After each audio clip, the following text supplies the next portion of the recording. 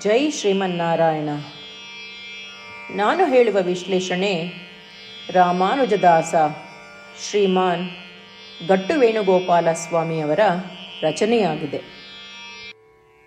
18ನೇ ಅಧ್ಯಾಯ ಮೋಕ್ಷ ಸನ್ಯಾಸ ಯೋಗ.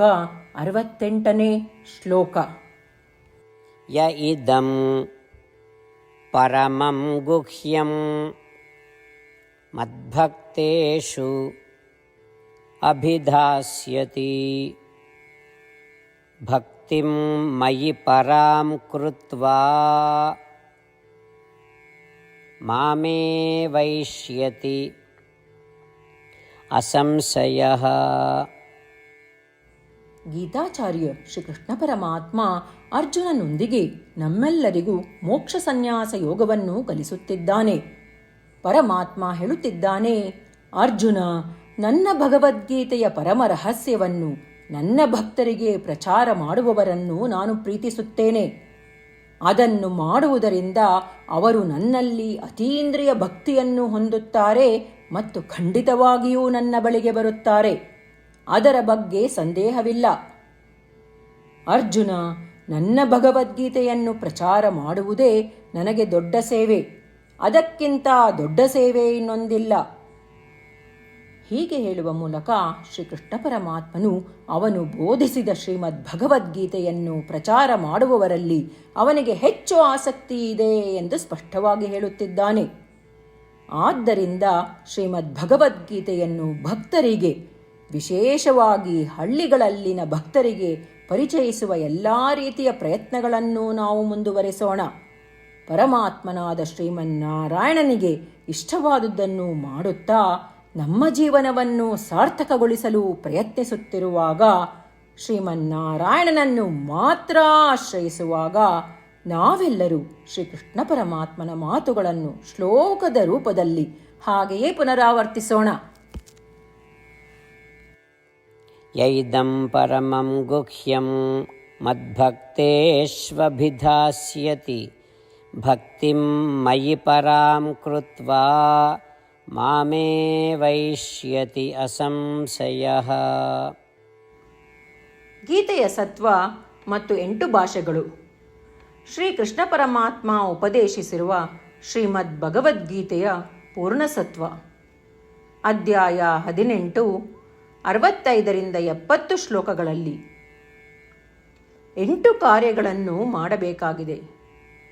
ಶ್ರೀಕೃಷ್ಣ ಹೇಳುತ್ತಾನೆ, ಈ 8 ಕಾರ್ಯಗಳನ್ನು ಯಾರು ಅನುಸರಿಸುತ್ತಾರೋ ಅವರನ್ನು ನಾನು ಪ್ರೀತಿಸುತ್ತೇನೆ. ನಾನು ಆ ಭಕ್ತರನ್ನು ಎಲ್ಲ ವಿಧದ ಮಾರ್ಗಗಳಲ್ಲೂ ಸಂರಕ್ಷಿಸುತ್ತೇನೆ.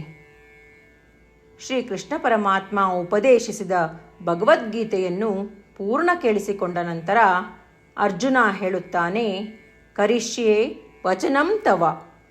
ಇದರ ಅರ್ಥ, ಕೃಷ್ಣ, ನಾನು ನೀನು ಹೇಳುವ ರೀತಿಯೇ ಮಾಡುವೆ.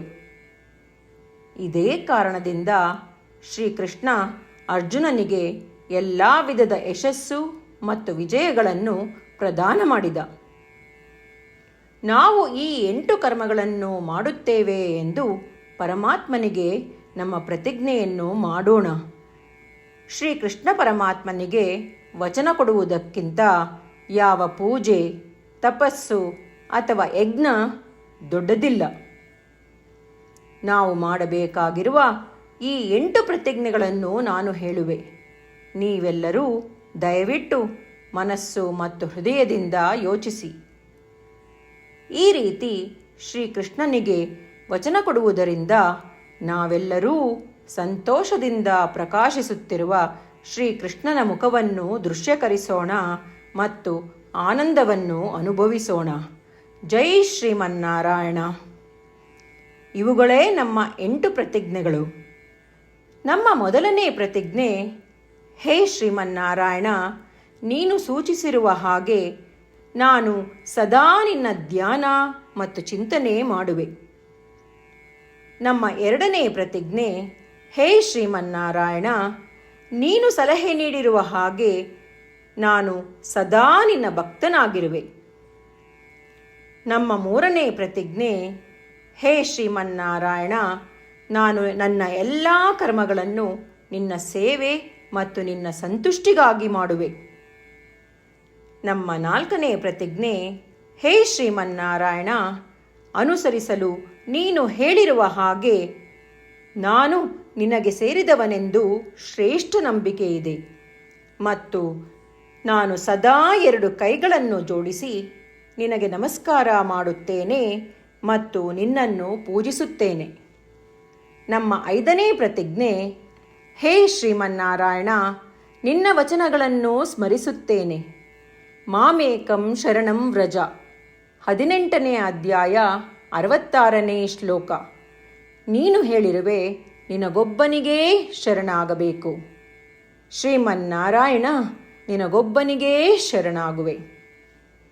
ನಮ್ಮ 6ನೇ ಪ್ರತಿಜ್ಞೆ, ಹೇ ಶ್ರೀಮನ್ನಾರಾಯಣ, ನಿನ್ನ ವಚನಗಳನ್ನು ಸ್ಮರಿಸುತ್ತೇನೆ. ಮಾ ಶುಚಃ, 18ನೇ ಅಧ್ಯಾಯ 66ನೇ ಶ್ಲೋಕ. ನೀನು ನಮಗೆ ಪುನರ್ ಆಶ್ವಾಸನೆ ನೀಡಿದ್ದೀಯ, ದುಃಖಿಸಬೇಡವೆಂದು. ನಾನು ಎಂದಿಗೂ ದುಃಖಿಸುವುದಿಲ್ಲ. ನಮ್ಮ 7ನೇ ಪ್ರತಿಜ್ಞೆ, ಹೇ ಶ್ರೀಮನ್ನಾರಾಯಣ, ನೀನು ಶ್ರೀಮದ್ ಭಗವದ್ಗೀತೆಯನ್ನು ನಮಗಾಗಿ ಉಪದೇಶಿಸಿ ಅನುಗ್ರಹಿಸಿ ಮತ್ತು ಆಶೀರ್ವದಿಸಿದ್ದೀಯ. ನಾನು ಕನಿಷ್ಠ 1 ಶ್ಲೋಕವನ್ನು ದಿನಾ ಪಠಿಸುವೆ ಅಥವಾ ಕೇಳಿಸಿಕೊಳ್ಳುವೆ ಎಂದು ನಾನು ಪ್ರತಿಜ್ಞೆ ಮಾಡುವೆ. ನಮ್ಮ 8ನೇ ಪ್ರತಿಜ್ಞೆ, ಹೇ ಶ್ರೀಮನ್ನಾರಾಯಣ, ನೀನು ಮನುಷ್ಯ ಸಮುದಾಯಕ್ಕೆ ಗೀತೆ ಉಪದೇಶಿಸಿದೆ. ನಾನು ನಿನ್ನ ಗೀತೆಯ ದೈವವಾಣಿಯನ್ನು ಗೀತೆಯ ಅರಿವಿಲ್ಲದಿರುವ ಭಕ್ತರಿಗೆ ಪ್ರಚಾರ ಮಾಡಲು ಪ್ರಯತ್ನಿಸುವೆ.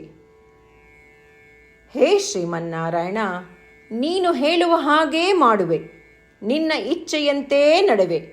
ನಾನು ನಿನಗಾಗಿಯೇ ಶ್ರಮಿಸುವೆ.